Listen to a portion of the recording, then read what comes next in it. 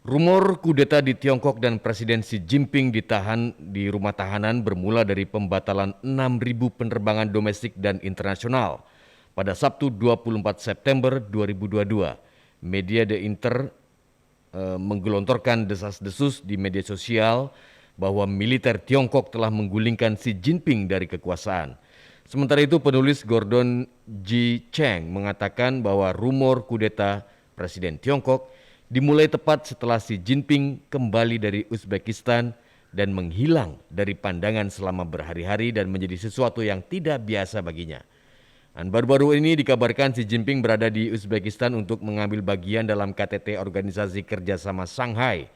Di sana dia bertemu beberapa pemimpin dunia termasuk Presiden Rusia, Vladimir Putin. Pengguna media sosial lainnya mengklaim bahwa People Liberation Army atau PLA telah mendapatkan kendali penuh atas Tiongkok setelah menempatkan Xi Jinping di bawah tahanan rumah. Dan untuk membahasnya saat ini saya sudah tersambung melalui telepon dengan jurnalis senior Nuim Hayat langsung dari Melbourne, Australia. Assalamualaikum Bang Nuim, selamat pagi. Waalaikumsalam Nurdian, selamat petang, selamat siang. Selamat siang dari waktu Melbourne. Bang Nuim, bagaimana kabarnya hari ini Bang Nuim? Alhamdulillah agak mendung sedikit dan mungkin akan gerimis katanya sebentar lagi. Kalau bisa dikatakan gerimis, apakah di Tiongkok juga bisa dikatakan mendung dan gerimis dengan isu-isu kudeta ini Bang Nuim? Ini menarik ya. Tadi seperti yang dikatakan oleh Nurdian bahwa Xi Jinping jumpa dengan Vladimir Putin dan juga sebenarnya Narendra Modi di Samarkand ya di Uzbekistan, dan sekembalinya ke Tiongkok sebagaimana ditentukan oleh protokol kesehatan di sana yang sangat dipatuhi bukan saja oleh rakyatnya tetapi juga oleh pimpinannya, maka Xi Jinping boleh dikatakan selama 10 hari tidak bisa kemana-mana. 7 hari pertama setelah kembali ke Tiongkok, dia harus berada di hotel, 3 hari kemudian dia berada di rumahnya. Jadi karena dia tidak muncul karena baru kembali dari luar negeri setelah selama hampir 2 tahun tidak pernah berkunjung ke luar negeri disebabkan oleh COVID-19, 18, maka beredarlah desas-desus bahwa ada penerbangan sampai tadi dikatakan 59%, yaitu 6.000 penerbangan dibatalkan, bahwa kemudian Tentara Pembebasan Rakyat atau PLA ya dalam bahasa Inggrisnya itu katanya mengirimkan iring-iringan bala tentara menuju Beijing sepanjang 80 km dan lain sebagainya. Menarik sekali bahwa berita-berita ini tidak begitu disiarkan di banyak negara yang punya kepentingan sangat besar dengan apa yang terjadi di Tiongkok seperti Amerika Serikat. Payah kita mencari berita tentang hal ini. Yang ramai dibicarakan ini adalah di kalangan medsos, media sosial, dan aneh bin ajaib di India. Di India ini paling ramai dibicarakan, sangat ramai dibicarakan. Ada seorang pengamat dari India, seorang punya S3 dalam bidang politik, kalau tidak salah namanya Subramaniam Swamy. Dia yang mulai menulis macam-macam tentang kemungkinan-kemungkinan ini. Karena kemudian beberapa komentator mengatakan kalau tak ada apa mengapa, adakah tempuh bersarang rendah. Artinya kalau tidak ada api, mana ada asap. Ini kalau ada asap. Bermula ini semua dari medsos. Ini bermula dari medsos. Kalau kita lihat misalnya koran The South China Morning Post yang terbit di Hong Kong, atau koran The Straits Times yang terbit di Singapura, yang punya kepentingan sangat luar biasa dengan dan terhadap Tiongkok. Mereka tidak memuat berita-berita ini sama sekali, hampir dikatakan tidak ada. Tapi kalau kita melihat di media India dan di medsos memang sangat luar biasa. Akhirnya juga orang terpaksa membicarakannya karena sudah begitu gencarnya berita tentang penahanan rumah terhadap Xi Jinping menjelang conference, menjelang pertemuan yang akan diselenggarakan pertengahan bulan Oktober, tepatnya tanggal 16 Oktober nanti, dalam mana Xi Jinping kabarnya akan dipilih untuk 3 periode. Dan ini aneh bin ajaib, karena biasanya di Tiongkok itu hanya 2 periode. Bukan itu saja, ini soal usia juga. Biasanya di Tiongkok itu rata-rata pemimpin umur 68 tahun sudah bersara, kata orang Malaysia. Artinya mulai pensiun ke umur 68 tahun. Sedangkan Xi Jinping menjelang 69 tahun. Dan dia nampaknya akan terpilih untuk masa jabatan ketiga yang di luar kebiasaan. Ini 3 periode ini nampaknya memang hal yang sangat menarik perhatian banyak masyarakat, bukan saja di Indonesia tapi juga rupanya di Tiongkok. Tapi nampaknya ini hanya mungkin ya, sangat mungkin 90% mungkin isapan jempol. Kalau tidak, Nurdian, ini adalah berita yang lebih dahsyat daripada Sangat luar serangan biasa, atau betul. serbuan. Ya, ini luar biasa. Bang Nuim, sebetulnya apa motif dibalik isu kudeta di Tiongkok ini, dan sebetulnya siapa yang mengawali menghembuskan isu ini, Bang Nuim? Ya, ini isu saja. Ini sementara orang lewat Twitter, ini sekarang kan mudah sekali lewat Twitter. Ternyata bahwa dia tidak tampil. Dan orang tidak melihat bahwa ada protokol kesehatan yang berlaku di Tiongkok. Bukan hanya terhadap Xi Jinping, tapi ini menunjukkan bahwa seorang Xi Jinping pun yang oleh sementara kalangan sudah sekarang ini di Tiongkok sebagai Mahadewa, dia pun patuh kepada ketentuan protokol kesehatan disebabkan oleh COVID-19. Ini hal yang masuk di akal dan kita bangga melihatnya. Kemudian ada beberapa kejadian. Jadi beberapa hari sebelumnya sejumlah mantan pejabat tinggi, bahkan ada deputi menteri yang ditangkap, diadili, kemudian dijatuhi hukuman mati karena korupsi. Ini karena Xi Jinping ini terkenal karena dia punya semboyan menghancurkan harimau dan lalat korupsi. Nah, itu luar biasa. Jadi banyak sekali, sudah lebih 1.000 orang yang berkedudukan boleh dikatakan yang ditangkap dan dimasukkan ke penjara karena melakukan korupsi di Tiongkok. Nah, jadi hal-hal seperti ini kemudian dikait-kaitkan 2 tambah 2 sama dengan 5, jadinya bukan lagi sama dengan 4. Ini menarik. Kalau saya sendiri heran. Bagaimana ini bisa terjadi dan terus dibicarakan, tapi sementara itu saya juga agak kaget, kecuali hari inilah. Ada satu badan siaran di Australia namanya Special Broadcasting Service, satu badan siaran khusus yang membuat laporan tentang ini dan sekaligus menyampaikan apa yang sedang berkembang melalui media sosial dan apa yang sebenarnya terjadi dan apa yang kemungkinan akan terjadi dan lain sebagainya. Sebab dikatakan bahwa sebenarnya segala persiapan sudah dilakukan untuk pertemuan ini KTT lah kalau begitu kira-kira di Tiongkok yang sangat penting pada tanggal 16 Oktober nanti. Sudah 2.296 wakil sudah dipilih dan mereka ini nanti akan berada di Beijing untuk menghadiri sidang yang sangat penting ini yang akan menentukan garis besar. Kalau dahulu kita barangkali adalah soal kalau di zaman Orde Baru dulu barangkali haluan negara, garis besar haluan negara dan sebagainya. Ini adalah suatu pertemuan yang sangat penting karena diadakan 5 tahun sekali untuk antara lain memilih pemimpin baru. Dan nampaknya kali ini di luar kebiasaan dia akan dipilih kembali untuk periode ketiga. Bukan 3 periode lagi, tapi periode ketiga. Nah, ini membuat banyak orang kemudian menanti-nantikan apakah dia akan tampil. Karena ini penting. Karena ideologi yang akan diterapkan itu bukan hanya ideologi negara, tetapi ideologi Xi Jinping. Nah, Xi Jinping ini ideologinya memang, ya kita lihatlah apa yang terjadi dengan Tiongkok sekarang ini. Kalaupun ada kekecewaan terhadap Xi Jinping atau kekecewaan terhadap tentara pembebasan rakyat di Tiongkok adalah ketika Nancy Pelosi beberapa waktu yang lalu terbang menuju ke Taiwan dan waktu itu penerbangannya, pesawat terbangnya itu bisa dilacak melalui HP. Jadi banyak orang mengikuti. Dan banyak orang di Tiongkok pada waktu itu sudah mengharapkan atau menduga akan terjadi sesuatu. Jadi pesawat ini akan ditembak jatuh karena Tiongkok sangat berkeberatan dengan kunjungan tersebut. Tetapi nyatanya akhirnya Nancy Pelosi berdarat, bertemu dengan Presiden Taiwan, bicara dan menimbulkan kegemparan dan lain sebagainya sehingga memberikan kesan kepada orang bahwa Amerika melakukan dukungan yang sangat luar biasa terhadap Taiwan dan lain sebagainya. Banyak di Tiongkok yang kecewa. Kenapa Tiongkok, kenapa Angkatan Udara Tiongkok yang sekarang dikatakan begitu canggih tidak menembak pesawat tersebut. Karena sudah memberikan peringatan. Jangan melakukan provokasi, tapi provokasi tetap dilakukan oleh Amerika dengan kunjungan Nancy Pelosi sebagai ketua Kongres di Amerika. Itu memang ada kekecewaan. Tapi di samping itu juga memang keadaan ekonomi sebagaimana halnya di berbagai penjuru dunia sekarang ini. Keadaan ekonomi di Tiongkok sendiri agak merosot. Terutama di bidang properti katanya. Dan ini menimbulkan sedikit gangguan, tapi tidak banyak. Cuma ini kan sesuatu yang tidak bisa dihindari karena terjadi di seluruh dunia. Di berbagai negara di dunia ini mengalami kemunduran ekonomi.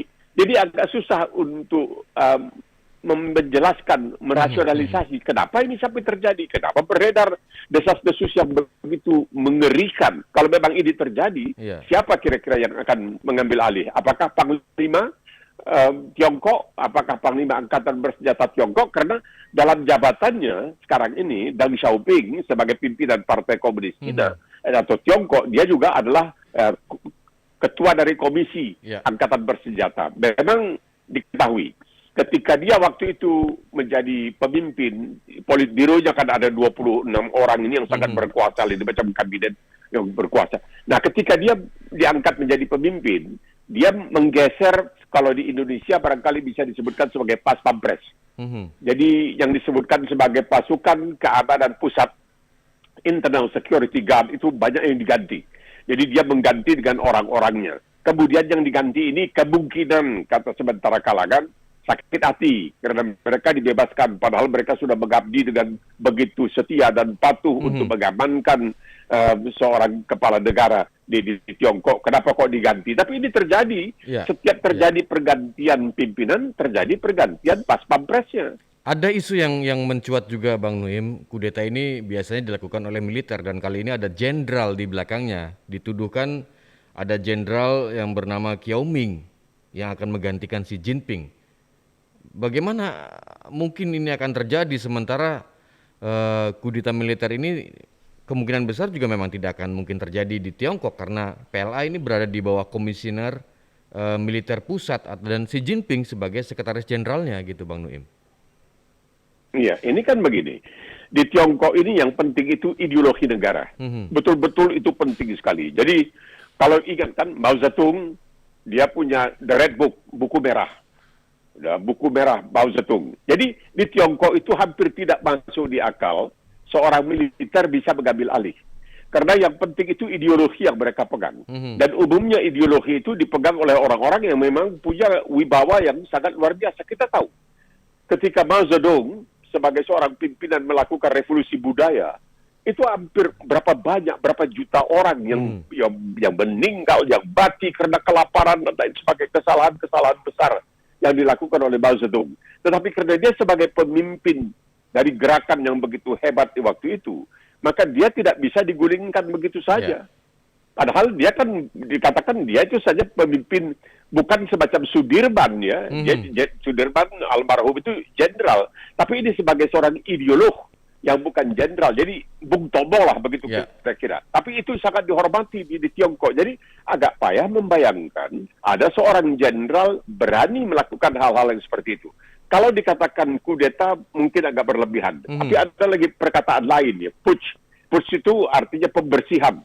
Beberapa orang dibersihkan. Itu sudah dilakukan oleh Xi Jinping. Sejak dia memegang itu sudah berapa banyak yang dia bersihkan, orang-orang yang korup sangat luar biasa, sampai puluhan juta dolar mereka korup itu ditangkapi dan tidak pandang bulu, ceritanya begitu. Bahwa mereka sama sekali tidak takut. Bahkan beberapa hari sebelumnya dia diisukan telah digulingkan, itu juga berapa orang-orang penting, mantan deputi menteri dan sebagainya. Selain isu kudeta, ada spekulasi yang menyebutkan telah terjadi pembersihan politik di Tiongkok, bahkan disebut yang terbesar. Sebagai contoh, pada pekan lalu pengadilan Tiongkok memenjarakan mantan wakil menteri keamanan publik Sun Lijun dan mantan menteri kehakiman Fu Zhenghua serta mantan kepala polisi Shanghai Chong Qing atas tuduhan korupsi. Ada juga yang mengatakan bahwa Fu dan kepala polisi telah dituduh menjadi bagian dari politik di sekitar Sun dan tidak setia kepada Xi Jinping. Tapi itu semua baru dugaan. Sebetulnya apakah ini benar-benar terjadi atau bagaimana, Bang Nuim? Memang kalau menurut pengadilan itu terjadi dan mereka dikirim ke penjara. Jadi selama seperti dikatakan tadi, ketika Xi Jinping mencanangkan, memproklamirkan peperangan terhadap korupsi dengan mengatakan harimau maupun lalat. Jadi dia bilang dari yang paling besar sampai yang paling kecil. Seperti dikatakan tadi, saya sebutkan mereka ini korupsi sampai puluhan juta dolar dan lain sebagainya. Ya, ini tidak pandang bulu. Nah, Xi Jinping ini sebenarnya itu istri pertamanya anak seorang diplomat. Nah, ketika sang diplomat akan dikirim ke London sebagai duta besar kalau saya tidak salah, nah istrinya bersikeras agar mereka ikut bersama karena Nurdian tahu kan di Tiongkok waktu itu orang hanya punya satu anak. Jadi diplomat ini barangkali walaupun anaknya sudah menikah, ingin barangkali supaya anaknya dengan menantunya ikutlah ke London. Ya. Bayangkan di waktu itu, ketika waktu itu seseorang dari Tiongkok kalau dapat kesempatan pergi ke luar negeri, apalagi ke negara barat, wah mereka akan tidak menyia-nyiakan kesempatan itu pucuk dicinta ulang tiba. Tapi Xi Jinping karena nasionalismenya, karena patriotismenya, dia mengorbankan pernikahannya itu karena dia tidak mau ikut dengan istrinya menemani mertuanya yang diangkat menjadi diplomat di Inggris. Jadi orang kagum. Nah, ini orang ada kesempatan kok tidak mau memanfaatkan kesempatan ini. Dan kemudian ya belakangan ini kan orang mulai mengatakan, Tuhan menciptakan langit dan bumi, selebihnya buatan Tiongkok. Yeah. Nah ini semuanya ini diketahui oleh orang-orang di Tiongkok dan ini dikatakan orang-orang di Barat. Orang-orang mengakui kehebatan. Sejak itu dia sudah ada 3 kapal induk. Ya kalau dahulu kan boleh dikatakan yang punya kapal induk itu hanya Amerika, Inggris punya tapi tidak begitu hebat lah. Dan sekarang India baru mau memulai membuat kapal induk. Tiongkok sudah punya 3 kapal induk. Mereka punya kapal selam yang sangat luar biasa di masa Xi Jinping ini. Itu kapal selam Tiongkok katanya itu punya semacam garasi di bawah laut. Tidak terlacak dari satelit, dari antariksa. Bukan itu saja katanya, bahwa kapal selam buatan Tiongkok yang menggunakan mesin diesel, itu bunyi mesinnya lebih halus dari kapal selam Amerika yang pakai mesin tenaga nuklir. Nah, jadi kehebatan Tiongkok ini memang selama 10 tahun terakhir ini terutamanya sangat luar biasa. Bahkan sebelum itu kita mengetahui betapa gemparnya umat manusia ketika Tiongkok mengumumkan akan menembak jatuh salah satu dari satelitnya. Orang kaget, mana mungkin. Karena begitu ratusan ada satelit di sana yang bergerak begitu cepat di antariksa. Bagaimana bisa ditembak begitu saja? Pasti yang kena itu satelit lain. Yeah. Karena Tiongkok mengatakan satelitnya itu sudah rusak. Jadi daripada nanti menimbulkan kecelakaan, lebih bagus ditembak atau dimusnahkan. Dan mereka melakukan dan berhasil. Jadi ya orang terpaksa, wah ini hebat benar ini. Nah rakyatnya ikut bangga. Jadi dalam keadaan ketika rakyatnya ikut bangga, ketika salah satu prestasi atau capaian dari Xi Jinping, bagaimana dia mengurangi jumlah kemiskinan di Tiongkok. Ini membuat namanya sangat luar biasa. Ya tentu saja ada orang yang barangkali iri hati yang tidak suka, yang ingin melihat Xi Jinping ini terjungkal. Itu tetap ada, mesti ada. Tidak bisa tidak, mesti. Biar bagaimanapun, bagusnya seorang pemimpin itu pasti saja akan dicari-cari celah-celah untuk mengatakan dia cacat. Tidak ada yang sempurna. Ya, jadi berita yang beredar sekarang ini, antara lain barangkali ingin memfokuskan bukan pada sisi positif, sisi capaian-capaiannya, tetapi barangkali kekurangan-kekurangannya. Tentu dia punya kekurangan. Tidak mungkin dia tidak punya kekurangan. Ya. Nah, oleh sebab itu timbullah hal-hal yang hampir tidak masuk akal. Jadi kalau seperti saya katakan, kemarin saya mencoba membaca The Global Times, itu koran bahasa Inggris resmi lah, itu merupakan corong dari pemerintah Tiongkok.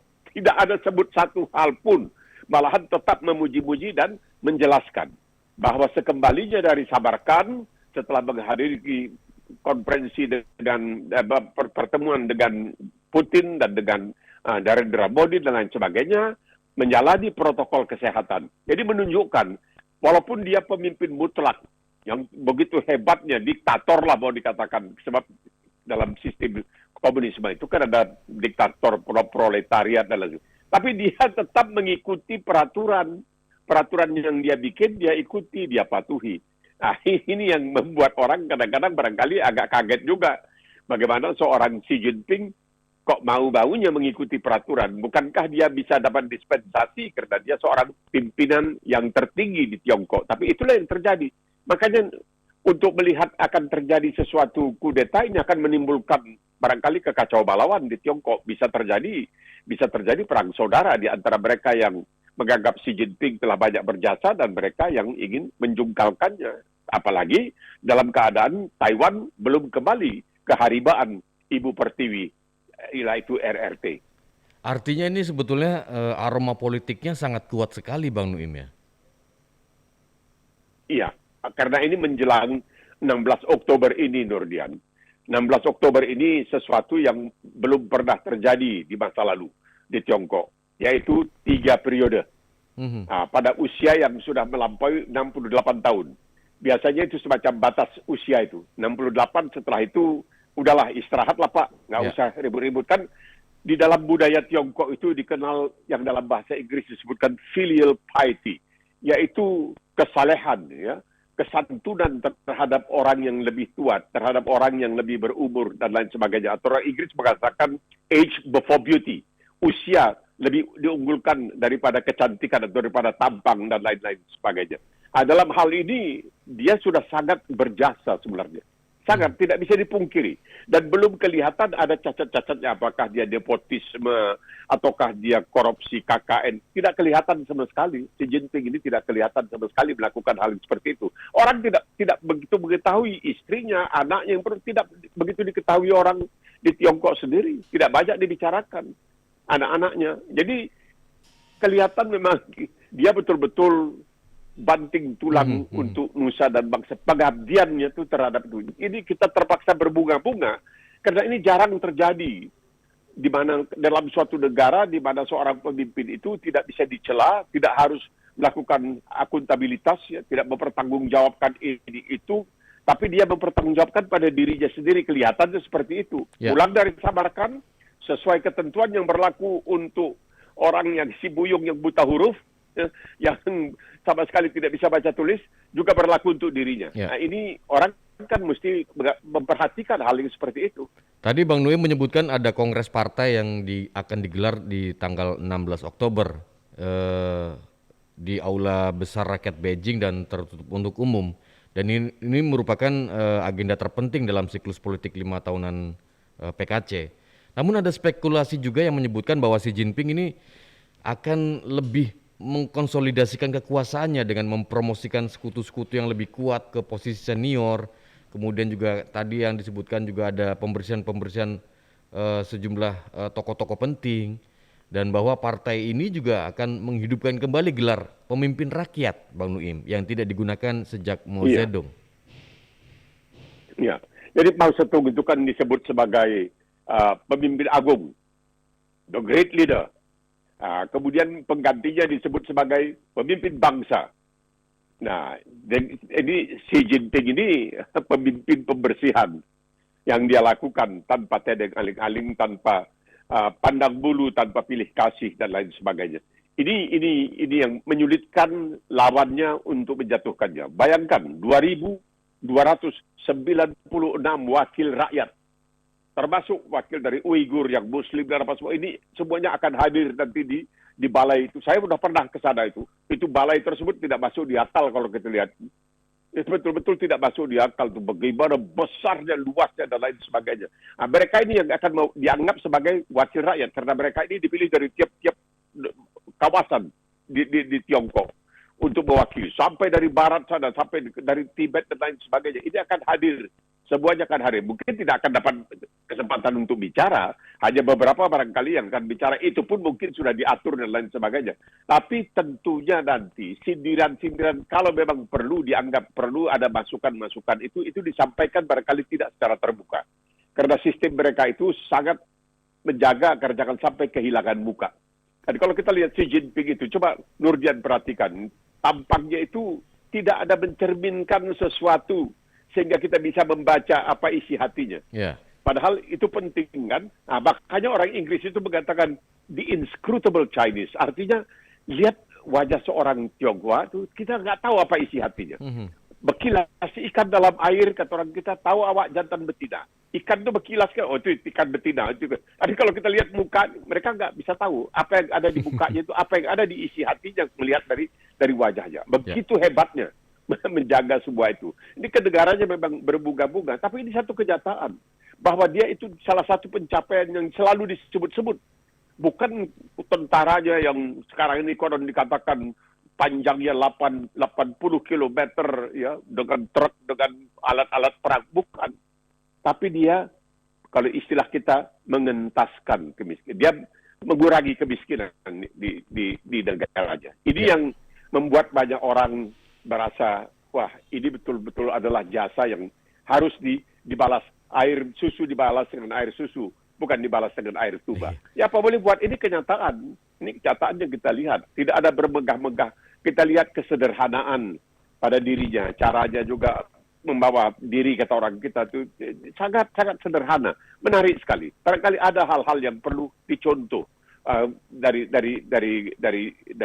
Xi Jinping ini. Bahwa dia komunis, ya itu satu hal lain. Ya. Itu pilihan dia sendiri, bukan kita yang menentukan. Baik. Tapi ketika dia berani mengorbankan ya kenikmatan yang bisa dia dapatkan kalau dia mengikuti istri pertamanya dulu ke London dan lain sebagainya, tidak.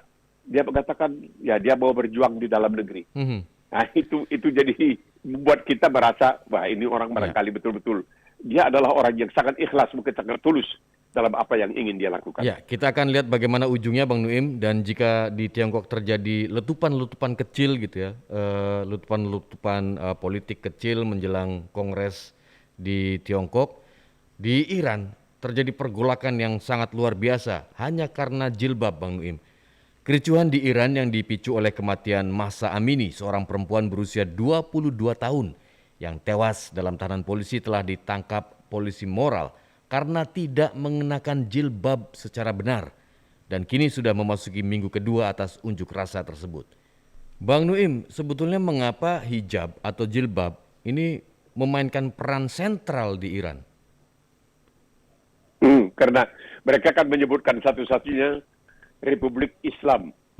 Tidak ada di tempat lain. Saudi Arabia mengatakan Al-Mamlakatul Arabiyyah Saudiyah, yaitu kerajaan Arab Saudi. Nah, mereka memakaikan Republik Islam Iran. Jadi mereka menafsirkan Islamnya itu antara lain dengan kewajiban bagi setiap perempuan untuk menutupi dalam tanda kutip sebenarnya apa yang disebutkan bisa aurat dan lain sebagainya. Pokoknya pakaian yang terhormat, dan juga tutup kepala dan lain sebagainya. Karena ya itu sudah merupakan keputusan dari mereka ketika mereka mendirikan Republik Islam Iran. Nah, yang terjadi ini sebenarnya ada yang mengatakan bahwa sebenarnya mungkin Mahsa Amini atau namanya sebenarnya dia orang Kurdi. Ini Mahsa Amini ini orang Kurdi, namanya sebenarnya Jina, Jhina, Jina Amini. Dia sebenarnya orang Kurdi dan mungkin katanya ada penyakit yang tidak diketahui, kemungkinan sakit jantung, walaupun masih muda. Dan ketika ditangkap, mungkin karena shock dan lain sebagainya, bukan karena disiksa. Ini satu versi yang mengatakan. Kemungkinan bahwa dia dipukul, mungkin juga. Bahwa dia diperlakukan secara tidak wajar, mungkin juga. Jadi ketika dia meninggal itu, dikatakan ini adalah akibat dari perbuatan alat negara. Seperti yang terjadi di Amerika Serikat, kita lihat. Ingat kan ketika terjadi si Floyd yang batang lehernya ditindih dengan lutut dan lain sebagainya. Dan kematian di dalam tahanan pihak berwajib ini bukan hal yang baru. Di Australia juga terjadi dan banyak di antara korbannya itu adalah orang-orang pribumi Australia dan lain sebagainya. Memang ini kemudian diperiksa. Ya kalau ada kesalahan, ya itu nanti pengadilan yang menentukan salah atau tidaknya. Nah dalam kasus di Iran ini memang sudah sejak lama ada semacam perasaan ingin untuk lebih merdeka di kalangan rakyatnya. Jangan lupa, Nurdian, bahwa Iran ini punya rakyat yang lebih banyak yang muda daripada yang tua. Itu yang dikatakan itu. Jadi yang muda-muda ini dengan kecanggihan teknologi komunikasi sekarang ini, melihat bagaimana orang di luar Iran itu hidupnya lebih enak dan lain sebagainya. Mereka juga barangkali menginginkan. Sedangkan di Iran, dikarenakan oleh embargo, dikarenakan oleh sanksi yang diterapkan oleh negara-negara barat ya, antara lain karena ya ini barangkali atas permintaan Israel juga yang menganggap bahwa Iran adalah satu-satunya musuh yang paling andal di Timur Tengah terhadap padahal dia tidak berada di Timur Tengah terhadap Israel, maka ya Israel juga menekan Amerika untuk melakukan sanksi dan embargo, dan kehidupan rakyatnya begitu tertekan sehingga begitu tersulut sedikit saja ya terjadi hal yang seperti ini. Bahwa ini katanya ada hubungannya dengan hijab atau jilbab, mungkin nanti kebetulan saja. Memang barangkali hanya tinggal menunggu bagaimana bisa tersulut dengan mudah. Dan ini terjadi. Dan ini harus menjadi perhatian dari pimpinan di Iran sendiri. Walaupun Ayatollah Ali Khamenei kabarnya sudah menyampaikan duka citanya kepada keluarga Amini, kepada keluarga Amini yang merupakan keturunan orang-orang Kurdi. Jika kita tarik ke belakang, Bang Nuim, semenjak revolusi Islam 1979 di Iran, peran perempuan dalam masyarakat ini merupakan pilar inti dari ideologi negara Iran. Dan Khomeini juga mulai mendesak perempuan untuk memakai kerudung sejak musim semi 1979, dan di tahun 83 atau 4 tahun kemudian parlemen Iran memutuskan perempuan yang tidak menutupi rambutnya di muka umum ini akan dihukum dengan 74 cambukan. Dan sejak tahun 1995 perempuan yang tidak berjilbab juga bisa dipenjara hingga 60 hari. Terus kemudian faktanya saat ini polisi moral yang ada di Iran kerap dikritik karena menggunakan pendekatan kekerasan. Bagaimana sebetulnya Bang Nuim? Ya, ini benar ya. Ini seperti yang terjadi kalau di Arab Saudi itu yang disebutkan polisi moral atau polisi akhlak di Arab Saudi disebut al-Mutawa. Al-Mutawa ini kalau begitu tiba waktu salat dia mulai, ayo salat, ayo salat. Banyak orang yang tidak suka dipaksa-paksa seperti itu. Orang menginginkan agar beragama itu secara ikhlas. Kenapa mesti dipaksa-paksa? Nah, Iran melihatnya secara berbeda. Karena kalau kita jujur, kita mengetahui sebenarnya barangkali Iran tidak perlu seperti sekarang ini. Karena kita tahu tahun 53 bagaimana Mossadegh yang mengambil alih kekuasaan di Iran kemudian menasionalisasi perusahaan-perusahaan minyak barat, dan di sini membuat CIA sakit hati, maka dibuatlah suatu semacam komplotan untuk menjatuhkan Mossadegh ya, dan menaikkan Reza Pahlavi sebagai sultan, sebagai raja di Iran. Nah, ini kejadian yang sebenarnya campur tangan Barat juga sangat ikut menentukan sehingga Iran menjadi seperti yang sekarang ini. Kemungkinan ya, karena Ayatollah Ruhollah Khomeini itu dia sempat lari ke Irak, tapi kemudian di Irak tidak disetujui. Jangan lupa, Irak itu mayoritas rakyatnya adalah Syiah. Seperti juga dengan Bahrain, mayoritas rakyatnya Syiah, pemimpinnya Ahlus Sunnah wal Jamaah. Dahulu di zaman Saddam Hussein, mayoritas rakyatnya Syiah, tapi pemimpinnya Ahlus Sunnah wal Jamaah. Kemudian dia diminta untuk meninggalkan Irak dan dia lari ke Prancis. Setiap hari Jumat, dia mengirimkan kaset pidato atau khutbah-khutbahnya ke Iran, ya diseludupkan ke Iran, kemudian disebarluaskan, dan dengan demikian terjadi pemberontakan yang sangat luar biasa yang tentunya berakhir dengan tahun 1979 seperti Nurdian katakan tadi, mendepak Reza Pahlavi dengan intelijennya yang sangat terkenal, bengis, yaitu Sabak dan lain sebagainya. Padahal dikatakan bahwa Iran pada waktu itu sebagai salah satu negara yang kaya minyak dan lain sebagainya, tetapi bagaimana dengan kaya minyak kok Iran masih perlu meminjam uang dari luar negeri? Jadi semua ada alasan untuk rakyat bergerak untuk menjatuhkan Pahlavi. Nah, masuklah Republik Islam Iran. Tetapi kemudian entah bagaimana Irak menyerang Iran, padahal tidak perlu terjadi hal yang seperti itu. Terjadi peperangan yang begitu lama dan Amerika berpihak kepada Irak, memberikan bahkan kabarnya senjata-senjata kimia kepada Irak untuk menghantam Iran, tapi tidak juga bisa menang. Jadi mereka juga merasa dirinya telah diperlakukan sangat tidak baik, sangat tidak terpuji oleh negara-negara dari luar dengan kerjasama dari CIA dan lain sebagainya. Nah, mereka ke dalam ingin membuat sebuah negara yang disebutkan Republik Islam Iran. Tetapi inilah yang terjadi dengan pembangsaan-pembangsaan. Pada hakikatnya, kalau sekarang Saudi Arabia kita melihat sudah melakukan pelonggaran-pelonggaran, Iran malahan melakukan pengetatan-pengetatan karena dia merasa mulai terkepung. Ya, dengan Amerika memusuhi, ya tentunya negara-negara Arab juga sangat memusuhi, karena bagi negara-negara Arab salah satu saingan terbesar mereka untuk menjadi negara yang hebat di Timur Tengah adalah Iran. Karena Iran ini yang sekarang sedang mengembangkan kemampuan nuklir, bukan senjata kata Iran, kemampuan nuklir untuk keperluan damai. Nah, tapi bagi Israel ini tidak masuk di akal. Mereka menganggap Iran akan membuat senjata nuklir, dan kalau sudah senjata nuklir mungkin akan mengancam Israel. Jadi keadaannya tidak semudah seperti yang barangkali kita lihat pada permukaan. Terjadilah hal seperti ini karena memang sudah ada kesugutan, ya. Orang sudah mulai bersugut di Iran sendiri. Saya ke Iran beberapa waktu yang lalu diundang untuk menyampaikan makalah mengenai siaran radio. Saya bertanya kepada orang-orang di Iran, mereka bilang Allah, mereka bilang lillahi ta'ala. Jadi kalau mau mati ya mati, mau diserang gitu.